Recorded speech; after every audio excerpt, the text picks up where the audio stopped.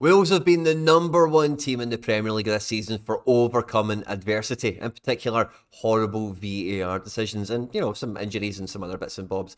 And, it is great to see them getting the fruits of their labour. Football's one of these things where you always believe that if you're playing well, you're doing the right thing, maybe chances aren't coming your way, or dodgy referee decisions are going against you. Eventually, if you stay true to your principles, you stay true to the cause, these things should and hopefully do balance themselves out, and if you're really lucky, maybe even the scales tip in the totally opposite different direction. And it's maybe getting that way with Wolves, by the way. Really excited to watch them again this weekend play Sheffield United. I thought this game would have been a much more convincing result, but with the absence now for the rest of the season, it seems, of Matheus Cunha, their route to goals had to change and adapt ever so slightly. And this game really did tell us a lot about the absence of Cunha and really what the rest of the team are going to have to try and figure out between now and the rest of the season to make sure that they continue to pick up points in the league, as well as maybe get a bit of an FA Cup run on the go. At any point in the video today, if you laugh, you learn, you like something or whatever, please do like and subscribe to the channel. We are pushing for 10,000 subscribers and we cannot do that without your support, guys. So if you enjoy the content here, hit the subscribe button, hit the like button, and get into the comment section and let me know what you think about Wolves. Are they going to maintain this assault on European football for next year? Will it be a cup run?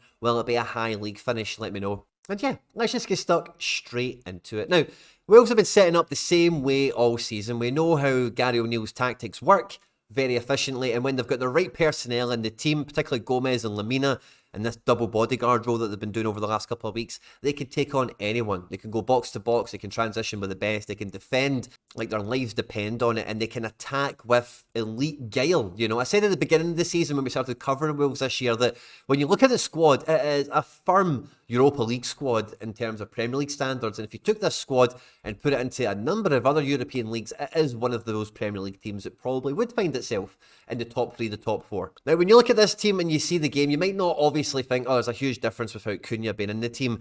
Pedro Neto recorded way more actions, way more touches of the ball than he normally does, and he was pretty good in spells of this game, particularly earlier on. And I think Neto kind of, the problem became for Wolves that, yeah, without Cunha, you just go to Neto a bit more often and ask him to do stuff.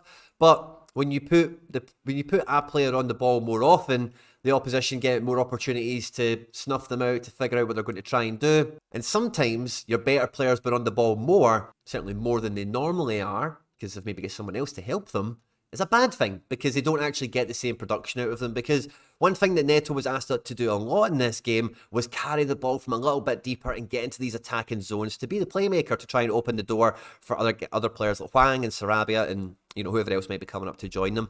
And he can do that. He's great at it. It's definitely something you want him doing for Wolves. But without Cunha, who normally is doing that kind of job from the striking position as well, coming into these roles here, into this area, maybe win the ball, turn over, lay it out wide, getting himself up front, which can allow Neto to get into a slightly better position to receive the ball, was a bit of a handicap here for Wolves because it was constantly trying to get Neto onto the ball and do something. Now, I've been really impressed all season, and I think this game was a great testament to Aït-Nouri and Semedo. Aït-Nouri obviously gets the assist for the goal, which was lovely as well. And as far as attacking left backs and right backs go in the Premier League, you're not going to find many better in equal measure, both sides of the game for me, than Semedo and Aït-Nouri. Now, I know they're not perfect defenders or attackers for that matter, but both of them are highly proficient in attacking, and they're not too bad in defence because one of their main strengths that both of them has is speed. And one of the things that Wolves unfortunately are susceptible to at the moment with the way they shape up and try and attack is space in behind. We quite often see Totti and Dawson get to the halfway line with Kilman trying to come in and facilitate possession wherever it's kind of needed as well. And if the ball gets turned over and Sheffield United or whoever is going to try and play on the counter-attack, you're asking Wilson, you're asking Totti to run the full length of the pitch in a 1v1, a 2v2 with Kilman just about recovering in here.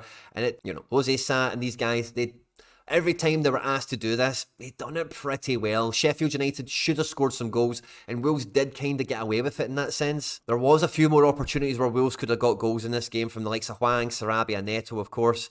Even Gomez, you know, who got into some form recently scoring goals, he could have came close once or twice as well. I thought both Nelson Semedo and Aitnouri really did lift their game in trying to up how much, you know, ball progression they were able to do, how often they were able to carry the ball a bit higher, or even just make a dart and run to buy some space for someone else a bit deeper in the pitch was fantastic. And I really do feel that both the wing backs, the full backs, really did lift their game in this one. I was really impressed by both of them. Sarabia and Neto, of course, go from strength to strength. Hwang is probably the biggest disappointment here, but this really, honestly, like, for how thin this Wolves squad is, they don't have too many interchangeable options.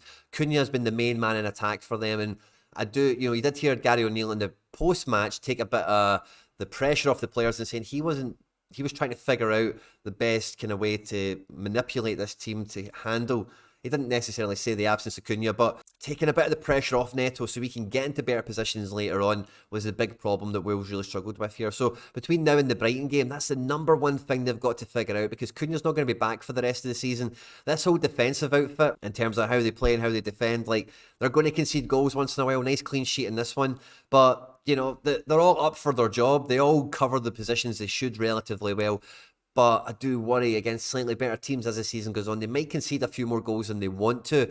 And without that extra cutting edge in attack, you know, there might be some games for Wolves where they're really cursing their lack of depth and, you know, the injuries they've had to some key players. So I do kind of worry for them in that sense. But when it comes to the FA Cup against Brighton, this team, this 11, the tactics that Gary O'Neill can deploy against Brighton, who are playing in free competition still, I think it's going to be a great game for Wolves. It could really get the fans up for it, and it could be a great cup run that kind of unrolls on top of that. But for me, Gary O'Neill and the team are always going to be focused on the league, because the league is where the main glory is won. Don't get me wrong, if you go on and win the cup, then different story. Finishing high, being able to maybe keep Pedro Neto, you maybe don't need to sell him. Every position in the table is worth more bonus money to the team, to the players, to the manager, to everyone.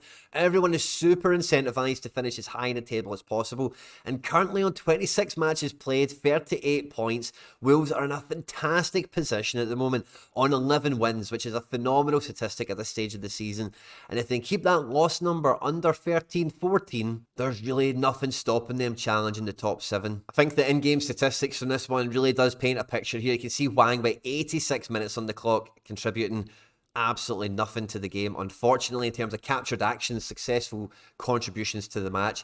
And the rest of the team have really played out their skin in a big way. And there's a bit of depth on the bench there with Bellegarde and Doyle, but it's not the same as the starting quality, is it? I really hope Wolves beat Brighton in the Cup and really kick on this kind of final chapter of the season that we're getting into for teams like Wolves who don't have like European football or necessarily like the top 4 thing going on. Because if they can keep a hold of this squad and make 1 or 2 more quality additions, particularly in defence, like, I know I was giving the guys the credit that they're due, Kilman, Dawson and Totti, but all 3 of them could be improved upon, especially if you're going to be playing in European football. And there's a lovely section of this league table now that I really adore kind of following along with now. Teams that are rising through the ranks, rising through the table and making their own claim to getting into European football, making an impact on the table. And, you know, Wolves are definitely one of the ones that are, you know, they're always flying by the seat of their pants. It's always exciting watching Wolves. It's never dull.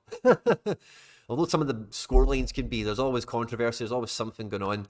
And yeah, this performance I thought was a real good one for showing, you know, losing their main attacking threat. They still could have scored more goals than one in this one. And there is a great humility from the manager that he's got the responsibility to coach the team and show them the options to get the route to goal as well. So I think Wolves are going to go from strength to strength on this one. Let me know what you think down in the comment section of this video. On screen there now is some other stuff that I've made that YouTube thinks you might enjoy. I hope you enjoyed this one, guys. And yeah, like and subscribe, and I'll catch you on the next one.